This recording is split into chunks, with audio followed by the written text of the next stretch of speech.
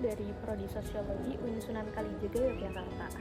Di sini aku akan mengajak kalian untuk membahas mengenai praktik postkolonialisme, yang mana praktik ini tuh sebenarnya ada di dekat kita, cuma kita kurang peka atau kurang menyadari akan hal itu.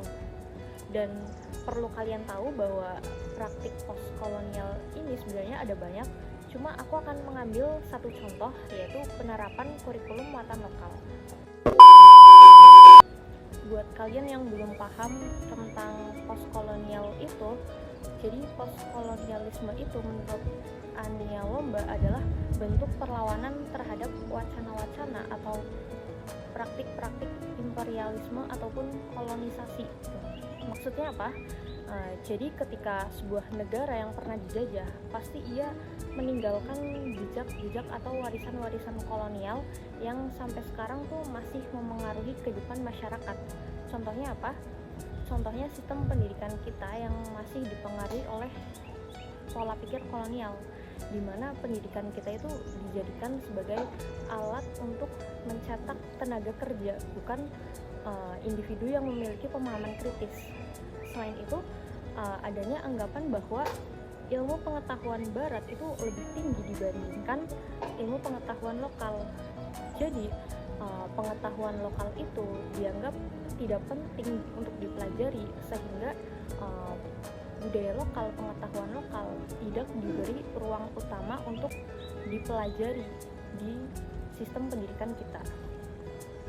Dan dari sinilah postkolonialisme hadir sebagai upaya untuk merebut kembali ruang bagi budaya kita sendiri. Dan untuk itu kita perlu yang namanya nativism. Apa itu nativism? Jadi nativism itu kajian postkolonial yang berarti kembali ke akar lokal, yang maksudnya tuh kayak menghidupkan kembali nilai bahasa, seni, budaya, dan kearifan lokal yang sebelumnya tuh udah ada sebelum masa penjajahan gitu. Terus hubungannya sama kurikulum muatan lokal apa? Sebelum itu kita harus lihat dulu pengertian kurikulum muatan lokal di Peraturan Menteri Pendidikan dan Kebudayaan Nomor 79 tahun 2014 tentang muatan lokal kurikulum 2013 pasal 1 ayat 1 yang berbunyi, muatan lokal adalah bahan kajian atau mata pelajaran pada satuan pendidikan yang berisi muatan dan proses pembelajaran tentang potensi dan keunikan lokal. Contohnya apa? Contoh mata pelajaran muatan lokal atau MULOK ini adalah misalnya bahasa daerah. Namun ini tuh kayak tergantung kebutuhan daerah. Misalnya di Jawa Tengah, pada saat kita SD, SMP, SMA pasti kita ada yang namanya pelajaran bahasa Jawa.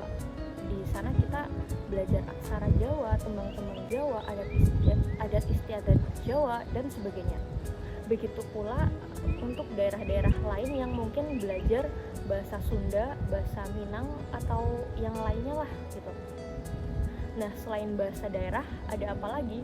Ada yang namanya seni budaya dan prakarya, yang mana dulu kita pasti dipelajari tentang tarian-tarian daerah, alat musik daerah, kerajinan daerah, dan sebagainya. Nah, MULOK ini adalah representasi dari postkolonialisme. Jadi bukan semata-mata pelajaran biasa gitu ya. Ketika sebuah mahasiswa mempelajari tentang bahasa lokal, budaya lokal, mereka itu tidak semata-mata tuh mempelajari fakta, tetapi mereka juga sedang melakukan nativisasi yang berarti menghidupkan kembali identitas kita sebagai bagian dari budaya pribumi gitu. Hal ini penting, kenapa? Karena selain memperkuat identitas bangsa, ia juga mampu menjaga dan melestarikan budaya lokal. Dulu pada masa penjajahan, budaya kita itu dianggap sebagai budaya yang kuno, primitif oleh kacamata kolonial. Dengan penerapan MULOK ini, artinya kita sedang melawan pandangan itu. Kita sedang membangun narasi bahwa budaya kita itu layak untuk dihargai,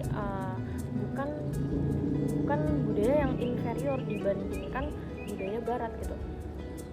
Nah, selain itu penerapan Molok ini juga sebagai upaya untuk menghindari dari keterasingan atau alienasi, di mana anak-anak muda itu lebih mengetahui budaya luar dibandingkan dengan budaya mereka sendiri, budaya tempat mereka tinggal gitu loh. Nah, jadi pada intinya kurikulum muatan lokal ini bukan hanya soal pelajaran tambahan yang diberlakukan oleh pemerintah, tapi ia juga praktik postkolonialisme, dan lebih khusus lagi adalah bentuk nyata dari nativisasi. Apa itu nativisasi tadi? Yaitu upaya untuk menghidupkan kembali akar-akar budaya lokal yang kemarin hampir terkikis oleh dominasi budaya luar. Nah, begitu ya teman-teman. Jadi aku Dian, terima kasih sudah menonton video ini, semoga bermanfaat.